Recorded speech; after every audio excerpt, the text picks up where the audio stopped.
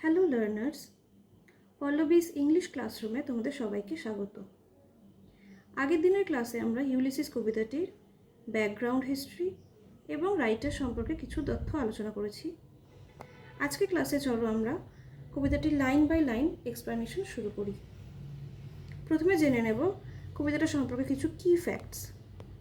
When was Ulysses composed? It was composed on 20th October 1833. And later, in the year 1842, the poem was published in Poems. What is Poems? Poems হলো basically টেনিসনের লেখা একটা কবিতা সংকলন। মোট কতগুলো line আছে? There are 70 lines. And the 70 lines are divided in 3 stanzas. প্রথমে 1 থেকে 32 অবধি ফার্স্ট স্ট্যান্জা, 33 নম্বর লাইন থেকে 43 অবধি সেকেন্ড স্ট্যান্জা, 44 থেকে 70 অবধি থার্ড স্ট্যান্জা। যদি কবিতাটির ফর্ম নিয়ে আলোচনা করতে হয় তাহলে এটা একটা ড্রামাটিক মনোলগের মধ্যে পড়ে। না হোয়াট ইজ ড্রামাটিক মনোলগ যদি তোমরা জানতে চাও তাহলে আমার চ্যানেল ভিজিট করো, সেখানে ড্রামাটিক মনোলগ কী, সলিলকি আর মনোলগের মধ্যে কী ডিফারেন্স সেটা ডিটেইল এক্সপ্লেনেশন তোমরা পেয়ে যাবে। রিদম কি? কবিতাটা লেখা হয়েছে আয়াম্বিক পেন্টামিটারে। What is the rhyming scheme? Blank verse বা ফ্রি ভার্সে কবিতাটা লেখা হয়েছে। ব্ল্যাঙ্ক ভার্স কি, আয়াম্বিক পেন্টামিটার, এই ব্যাপারগুলো কি, এগুলো যদি তোমরা জানতে চাও তাহলে আমার চ্যানেলের সঙ্গে যুক্ত থাকো। আমি ধীরে ধীরে একটা একটা করে ক্লাস এনে এগুলো সুন্দর করে এক্সপ্লেন করে দেবো। কবিতাটি মূলত মেডিটেটিভ মুডে লেখা আর এর টোনটা হলো ইন্সপায়ারিং টোন। এবার চলো আমরা মূল কবিতায় ঢুকি। আজকে মূলত আমরা স্ট্যান্জা 1টা নিয়ে আলোচনা করব। প্রত্যেকটা লাইনের প্রত্যেকটা ওয়ার্ডের বেঙ্গলি মিনিং আমি ধরে ধরে তোমাদের বুঝিয়ে দেবো। আমি আশা করব তোমরা বইটা খুলে সামনে রাখবে। চলো স্টার্ট করি। It little profits that an idle king by this still hearth among these barren crags matched with an aged wife. I meet and dole unequal laws unto a savage race that hoard and sleep and feed and know not me. It little profits মানে it is useless, এটা নিরর্থক, এর কোনো অর্থই নেই। কিসের অর্থ নেই? That an idol king, idol মানে আমরা জানি অলস, কিং মানে রাজা, তাহলে এখানে অলস রাজাকে, বেসিক্যালি এখানে অলস রাজা হলো ইথাকার রাজা ইউলিসিস। তাহলে এটা নিরর্থক যে একজন আইডল কিং, একজন অলস রাজা, তিনি কি করছেন? By this still hearth, still মানে স্থির, কিন্তু এখানে স্থির নয়, এখানে স্থিরের জায়গায় আমরা স্টিল ওয়ার্ডটার মিনিং নেব এক্সটিংগুইশড বা নিভে গেছে। হার্থ মানে ফায়ার প্লেস। যেহেতু আমরা জানি কবিতাটা ওয়েস্টার্ন প্রেক্ষাপটে লেখা, ওয়েস্টার্ন কান্ট্রিগুলোর প্রেক্ষাপটে, তো মূলত যেহেতু ওগুলো শীত প্রধান দেশ, তা আমরা জানি প্রত্যেকটা বাড়িতেই ফায়ার প্লেস বা চুল্লি থাকে, তো সেই ফায়ার প্লেসটাকে হার্থ বলা হয়। কিন্তু এখানে হার্থটা কেমন? স্টিল হার্থ, অর্থাৎ নিভে গেছে এমন একটা fireplace. Among these barren crags, barren crags মানে অনুর্বর খাড়া পাথুরে জমি। Matched with an aged wife, কে এজেড ওয়াইফ? ইউলিসিসের স্ত্রী Penelope. I mete and dole, mete মানে পানিশ, ডোল মানে ডিস্ট্রিবিউট, কিন্তু মিট অ্যান্ড ডোল এই পুরো ফ্রেজটাকে যদি একসাথে নিই তাহলে এটার মানে হলো টু অ্যাডমিনিস্টার বা শাসন করা। তাহলে এই 4টে লাইনে যদি একসাথে মানে দাঁড় করাই তাহলে কি দাঁড়াচ্ছে? যে এটা একেবারেই নিরর্থক যে একজন অলস রাজা, যিনি কিনা ইউলিসিস, সে কী করছে? একটা অনুর্বর পাথুরে খাড়া জমি, এমন একটা দেশ, এমন একটা রাজ্যে একটা নিভে যাওয়া চুল্লির পাশে দাঁড়িয়ে তার বৃদ্ধ স্ত্রী পেনিলিপির সঙ্গে সংসার করছে, দাম্পত্য জীবন যাপন করছে। আর সেখানে তার কাজ কি? Mete and dole, mete and dole অর্থাৎ শাসন করছে, অ্যাডমিনিস্টার করছে। কাদেরকে শাসন করছে? Unequal laws unto a savage race. Savage race কথাটার মানে হচ্ছে বর্বর জাতি। এখানে কারা? এখানে the people of Ithaca, that hoard and sleep and feed and know not me. যারা কি করে এই মানুষগুলো, এই স্যাভেজ রেস, এই ইথাকার মানুষেরা কি করে? এরা মজুত করে খাদ্য, এরা ঘুমায়, এরা খায়, অ্যান্ড নো নট মি, এরা আমাকে জানে না। একটা জিনিস এখানে লক্ষ্য করো, এখানে ইউলিসিস কী বলতে চাইছে।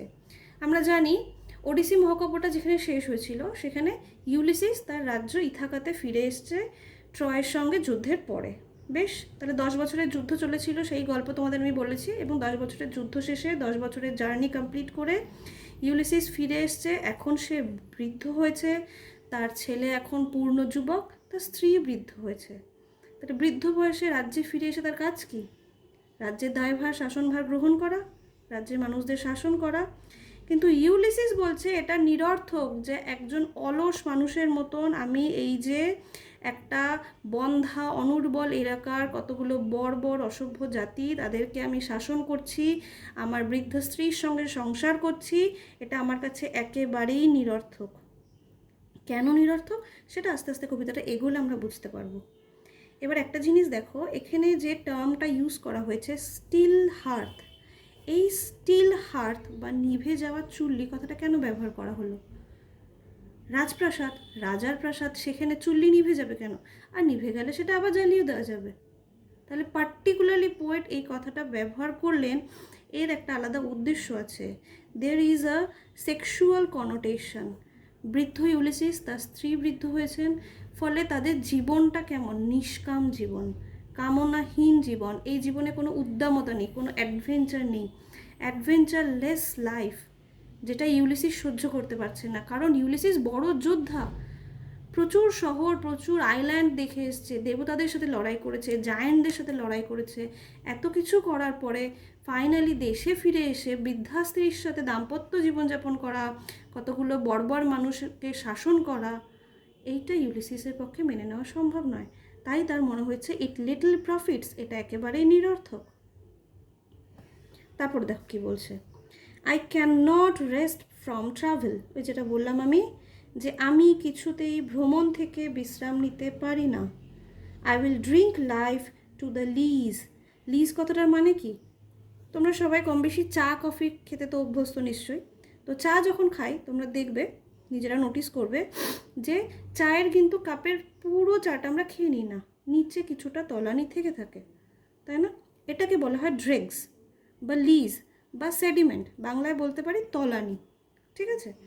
প্রাচীনকালে গ্রিসের মানুষেরা তারা যখন ওয়াইন পান করতো, তারা আমরা যেমন গ্লাসের ওয়াইন গ্লাস হয় বিভিন্ন রকম ডিজাইনের, এখন এগুলো তো ইউজ টু আমরা, কিন্তু ওরা কিন্তু এরকম ওয়াইন গ্লাস ইউজ করতো না।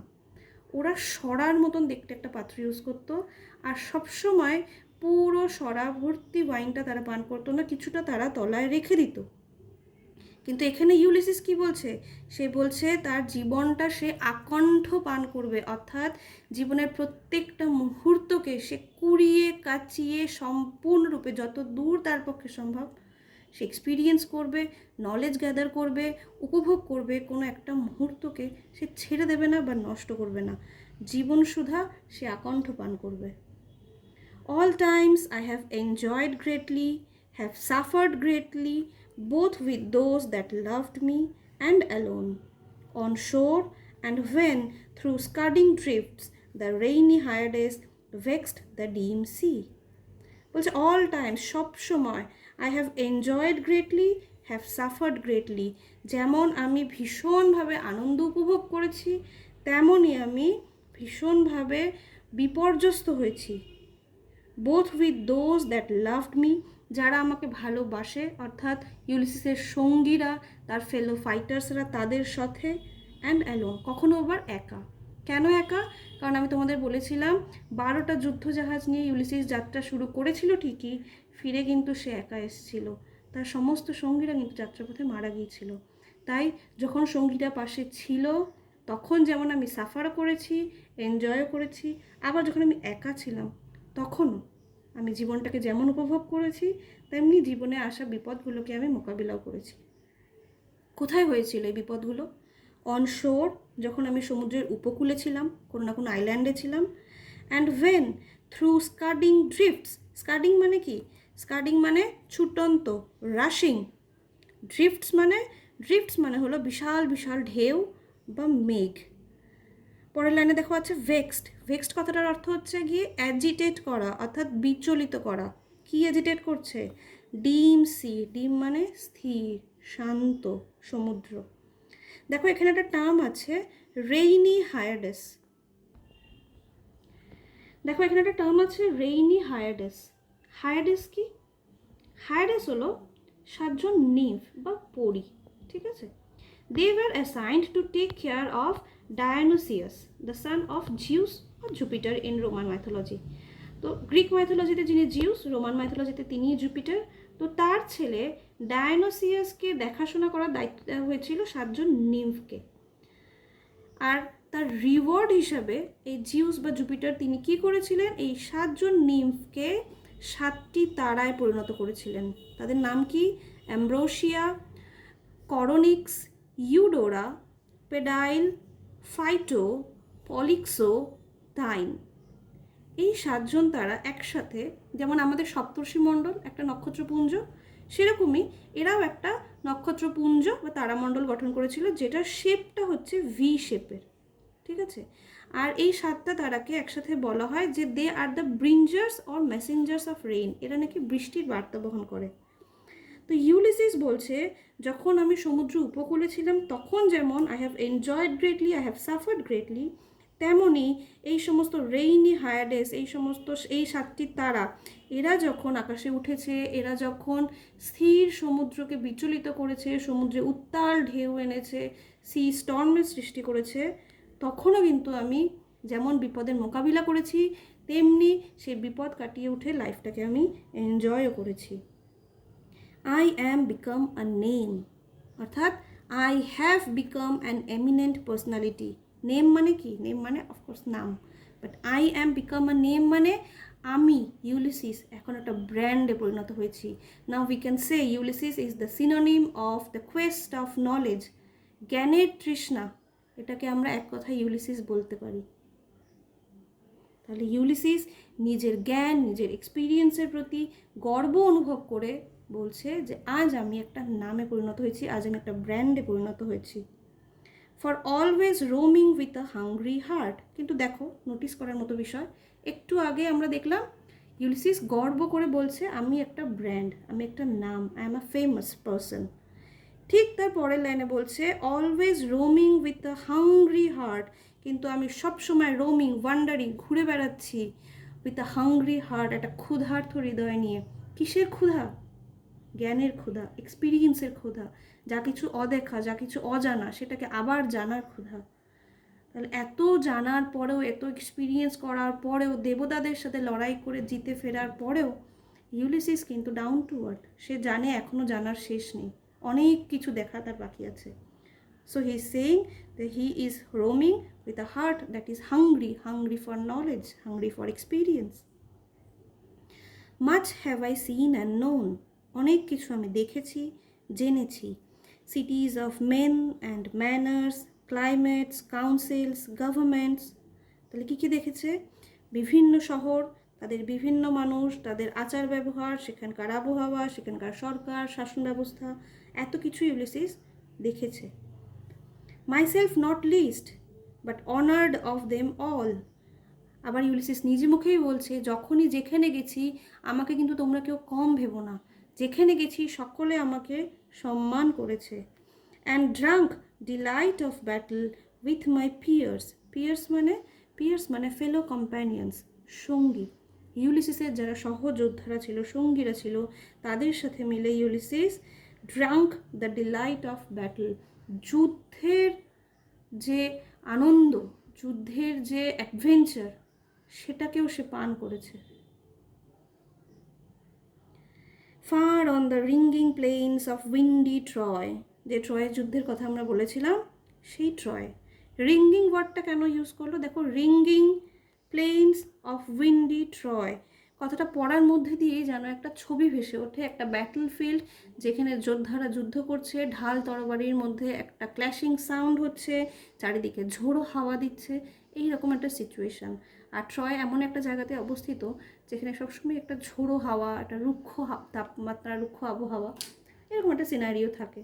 আর যুদ্ধক্ষেত্র মানেই সেখানে ক্ল্যাশিং সাউন্ড তো হবেই, সে কারণেই বলা হয়েছে ringing plains of windy Troy. I am part of all that I have made, যা কিছু আমি দেখেছি, যা কিছুর সঙ্গে আমার সাক্ষাৎ হয়েছে, আমি সেই সব কিছুর একটা অংশে পরিণত হয়েছি। অর্থাৎ ইউলিসিসের গোটা জীবনটাই অসংখ্য নলেজ আর এক্সপিরিয়েন্সের সমাহার। Yet all experience is an arch where through gleams that untraveled world whose margin fades forever and forever when I move. আচ্ছা, একটা ছবি দেখো তোমরা, আর্চ, এই যে শেপটা দেখতে পাচ্ছ, অর্ধবৃত্ত নয়, অর্ধবৃত্ত হলে তো এইটাকেও ধরতে হবে, এটাকে ধরা যাবে না, শুধু এই হাফ সার্কেল পোর্শনটুকু, এইটাকে বলে আর্চ। এবার মনে করো এটা একটা গুহা, একটা গুহার মুখটা এরকম হয়, এখানে দাঁড়িয়ে একটা মানুষ গুহার ভিতরে প্রবেশ করে। ইউলিসিস বলছে তার গোটা এক্সপিরিয়েন্সগুলো নাকি এই একটা আর্চের সমান, এবং তার সমস্ত এক্সপিরিয়েন্স নিয়ে এই আর্চের মুখে সে দাঁড়িয়ে আছে। আর এই আর্চের পেছনে যে গোটা গুহাটা, এই গুহাটা হচ্ছে সেই আনট্রাভেলড ওয়ার্ল্ড যেটা এখনও ইউলিসিসের দেখা বাকি। এবং সে বলছে এই গোটা আনট্রাভেলড ওয়ার্ল্ডটা এটা দূর থেকে গ্লিম করছে, আলো দিচ্ছে, দেখা যাচ্ছে কিছু তো একটা আছে। গুহার মুখে দাঁড়িয়ে যেমন আমরা ফিল করি যে ভেতরে অনেকটা যেতে হবে, কিন্তু যত আমরা এগোই তত মনে হয় যেন রাস্তা যেন ফুরোয় না। তেমনি ইউলিসিসের মনে হচ্ছে এখানে দাঁড়িয়ে, তার এত নলেজ নিয়ে সেখানে দাঁড়িয়ে তার মনে হচ্ছে গোটাটাই একটা আর্চ, এবং এর পেছনে যে দীর্ঘ আনট্রাভেলড ওয়ার্ল্ডটা রয়েছে সেটার দিকে সে এগিয়ে চলেছে ঠিকই, ফরএভার অ্যান্ড ফরএভার, ক্রমশ সে এগিয়ে যাচ্ছে ঠিকই, কিন্তু যতই এগোচ্ছে দ্য মার্জিন ইজ ফেডিং, মার্জিনটা কিন্তু, শেষটা কিন্তু তার থেকে আরও অনেক অনেক দূরে চলে যাচ্ছে। That means knowledge and experience is infinite, অসীম, এর কোনো সীমা নেই। How dull it is to pause, to make an end, to rust unburnished, not to shine in use. বলছে how dull it is to pause. Ulysses বলছে আজ, এখন, এই মুহূর্তে যদি আমি থেমে যাই, যা কিছু জেনেছি ব্যাস শেষ, আর জানা দরকার নেই, জীবনের যে কটা দিন পড়ে আছে এবার আমি শান্তিতে ছেলে বউ নিয়ে সংসার করব, শাসন করব প্রজাদের, এটাই যদি করি, ইট উইল বি ডাল, খুব বোকামো হবে। To make an end, to rust unburnished and not to shine in use. Rust মানে কি? রাস্ট মানে মরচে পড়া, আনবার্নিশড মানে নট পলিশড, যেটা চকচকে নয়। এবার মনে করো একটা তরোয়াল একটা, সেটা দিয়ে যদি নিয়মিত যুদ্ধ করা হয় তাহলে তার ফলাটা, ধারটা চকচক করে, শাইন করে, তাই না? কিন্তু সেই তরবারিটা যদি দিনের পর দিন অব্যবহৃত অবস্থায় পড়ে থাকে তাহলে মরচে পড়ে, তার ধারটা নষ্ট হয়ে যায়। ইউলিসিস বলছে মানুষের জীবনটাও এরকম। আজ এত বছর ধরে ইউলিসিস এক্সপিরিয়েন্স গ্যাদার করেছে, মানুষের সাথে দেখা করেছে, বিভিন্ন পরিস্থিতির সম্মুখীন হয়েছে, তাই তার এত নলেজ, তার এত নাম, এত প্রতিপত্তি। কিন্তু আর যদি সে থেমে যায় তাহলে এই এত বছরের নলেজ, এত বছরের এক্সপিরিয়েন্স সবই মরচে পড়ে নষ্ট হয়ে যাবে, বৃথা হবে। তাই বলছে এটা ডাল, তাই থেমে যাওয়াটা বোকামি। As though two breathe well life, যেন মনে হবে বেঁচে থাকা মানে শুধু নিঃশ্বাস নেওয়া, শুধু নিঃশ্বাস নেওয়াটাই কি জীবন? Life piled on life were all too little and of one to me little remains. বলছে জীবনের উপর জীবন, একসঙ্গে একাধিক জীবন যদি কাউকে চাপিয়ে দেওয়া যায়, যে একটা মানুষ, তাকে আমি একটা নয় 3-4টে জীবন একসাথে উপহার দিলাম, কোনোদিন যদি ঈশ্বর এরকম ডিসিশনও নেন তাহলেও বোধ হয় সেই একাধিক জীবন কম পড়বে। পৃথিবীতে এত অদেখা অজানা জিনিস পড়ে আছে সেগুলো দেখার জন্য, জানার জন্য। And of one to me little remains, বলছে আর সেখানে আমার কাছে তো একটাই জীবন, এবং তারও খুব অল্প সময় বাকি আছে। কেন অল্প সময়, কেন লিটল রিমেইনস? কারণ আজ ইউলিসিস বৃদ্ধ। But every hour is saved from that eternal silence. কিন্তু সেই অল্প একটু জীবনের যেটুকু বেঁচে আছে, অবশিষ্ট আছে, তার প্রত্যেকটা ঘন্টা, প্রত্যেকটা মুহূর্তকে আমি বাঁচিয়ে রেখেছি। কোথা থেকে? From that eternal silence. Eternal silence মানে নৈশব্দ, চিরকালীন নৈশব্দ, অর্থাৎ ডেথ, মৃত্যুর হাত থেকে আমি জীবনের প্রত্যেকটা মুহূর্তকে বাঁচিয়ে রেখেছি। সম্ভব আদৌ? না, সম্ভব নয়। কিন্তু প্রত্যেকটা মুহূর্তকে যদি আমরা কাজে লাগাই তাহলে কিন্তু অ্যাটলিস্ট সময়গুলো নষ্ট হয় না। এখানে ইউলিসিস সেটাই বলতে চেয়েছে, যে জীবনের প্রত্যেকটা মুহূর্তকে আমি কাজে লাগাতে চাইছি। Something more, a bringer of new things, যাতে আরও একটু কিছু জানা যায়, আরও একটু নতুন এক্সপিরিয়েন্স, নতুন কোনো নলেজ, নতুন কোনো সমস্যা এবং তার সমাধান যদি তার জীবনে আসে।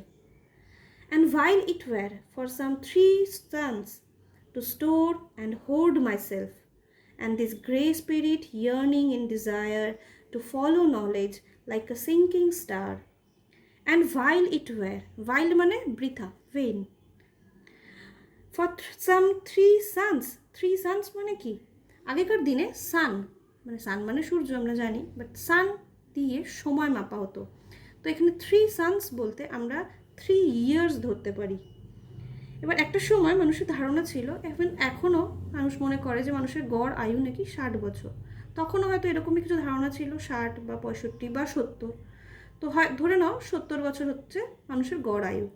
তাহলে ইউলিসিসের হয়তো এখন 67 বছর বয়স, এবং মোটামুটি হিসাব করে সে বলছে যে আমার জীবনের হয়তো আর মাত্র 3টে বছর পড়ে আছে। অ্যান্ড while it were, আর সেটা নষ্ট হয়ে যাবে, বৃথা যাবে, যদি কিনা আমি store and hoard myself, নিজেকে বাঁচিয়ে রাখি, মজুত করে রাখি। And this grey spirit yearning in desire to follow knowledge like a sinking star. Now who is the grey spirit? Grey spirit মানে কি? Basically grey spirit is the symbol of old age. বৃদ্ধ Ulysses নিজেকে বোঝাতে grey spirit কথাটা use করেছেন। Grey মাত্রই আমরা জানি বার্ধক্যের প্রতীক। তাহলে ইউলিসিস ইয়ার্নিং মানে আকুলভাবে কোনো কিছু চাওয়া, ডিজায়ার মানে আকাঙ্ক্ষা। তাহলে ইউলিসিস আকুলভাবে, ব্যাকুলভাবে তার সমগ্র সত্তা দিয়ে চাইছে, কি চাইছে? টু ফলো নলেজ, নলেজকে ফলো করতে। কেমনভাবে? লাইক আ সিঙ্কিং স্টার, ডুবন্ত তারার মতন। কেন ডুবন্ত তারা বলা হলো? দুটো কারণ আছে। এক তো আমরা জানি ইউলিসিস বৃদ্ধ হয়েছেন, মৃত্যু আসন্ন, তার জীবন এখন একেবারে শেষের পথে। তাহলে ইউলিসিস যদি একটি তারা হয়, তাহলে আর সে তারাটা ডুবন্ত, এটা একটা কনসেপ্ট। আরেকটা কনসেপ্ট হচ্ছে, গ্রিক মাইথোলজিতে মনে করা হতো যে সূর্য বলো বা অন্যান্য নক্ষত্র বলো বা তারা বলো, তারা পূর্ব দিক থেকে, পূর্ব আকাশ থেকে ওঠে ঠিকই, কিন্তু ধীরে ধীরে পশ্চিমের দিকে তারা ছুটে চলে, এবং একসময় পশ্চিম আকাশে গিয়ে তারা অস্ত যায় না, তারা ডুবে যায়, মারা যায়। কিন্তু দেখো, পশ্চিম আকাশে ডুবে যেতে হবে, সমুদ্রের জলে ডুবে যেতে হবে, শেষ হয়ে যেতে হবে, এটা জেনেও কি সূর্য বলো, তারারা বলো, তারা তাদের যাত্রা বন্ধ রেখেছে? রাখেনি। তুমি নদীকেই দেখো, নদী সমুদ্রের পথে ছুটে চলে, সমুদ্রের দিকে ধেয়ে চলে, জানে সে সমুদ্রে গিয়ে একবার মিশে যাওয়ার পর সেই নদীর কি আর কোনো অস্তিত্ব থাকবে? থাকবে না, তবু সে চলে। তেমনি তারারাও একসময় অস্ত যেতে হবে জেনেও কিন্তু ক্রমাগত পশ্চিম আকাশের দিকে তারা ছুটে চলেছে। তেমনই ইউলিসিস একটি ডুবন্ত তারার মতো নলেজের পেছনে ধাওয়া করতে চায়, জানে মৃত্যু আসন্ন, জানে সে হয়তো গন্তব্যে পৌঁছতে পারবে না, হয়তো তার আগেই মৃত্যুর কাছে তাকে ঢলে পড়তে হবে, তবুও সে যেতে চায়। যদি পৌঁছানো যায়, যদি আলটিমেট ট্রুথ অফ লাইফ সেটা সে দেখতে পারে, ফিল করতে পারে।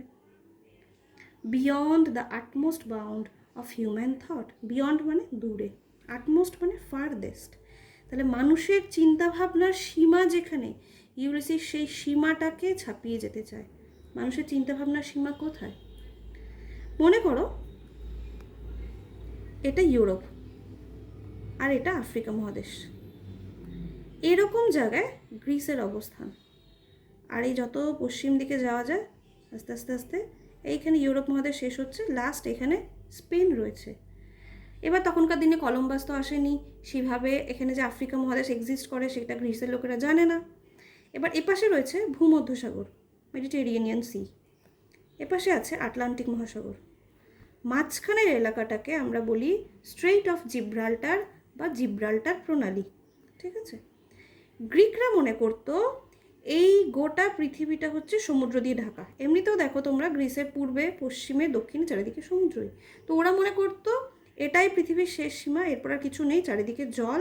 আর এই জলে নাকি কিছু আইল্যান্ড আছে, যে আইল্যান্ডগুলোকে তারা বলতো আইল্যান্ডস অফ ব্লেসেড সোলস, অর্থাৎ পূর্ণ আত্মা তাদের আইল্যান্ড। তারা মনে করতো যুদ্ধে বা বিভিন্ন বড় বড় কাজে যে সমস্ত গ্রিক লেজেন্ডরা মারা গেছে, তাদের আত্মাগুলো নাকি এই আইল্যান্ডগুলোতে থাকে। এবং কোনোভাবে যদি পৃথিবীর এই শেষ সীমাটা অতিক্রম করে এখানে পৌঁছানো যায়, তাহলে নাকি সেই আত্মাগুলোর সাথে সাক্ষাৎ করা সম্ভব। তাই ইউলিসিসের ইচ্ছা হলো মানুষের চিন্তাভাবনার যে সীমা, সেই সীমাটাকে অতিক্রম করে ফাইনালি এই আইল্যান্ডে এসে পৌঁছানো, এবং সেটাই তার উদ্দেশ্য। তাহলে এখানে শেষ হচ্ছে আমাদের ফার্স্ট স্ট্যান্জা। নেক্সট ক্লাসে আমরা সেকেন্ড স্ট্যান্জা এবং হোপফুলি থার্ড স্ট্যান্জাটাও আলোচনা করব। আমার এক্সপ্লেনেশন তোমাদের কেমন লাগলো অবশ্যই জানিও।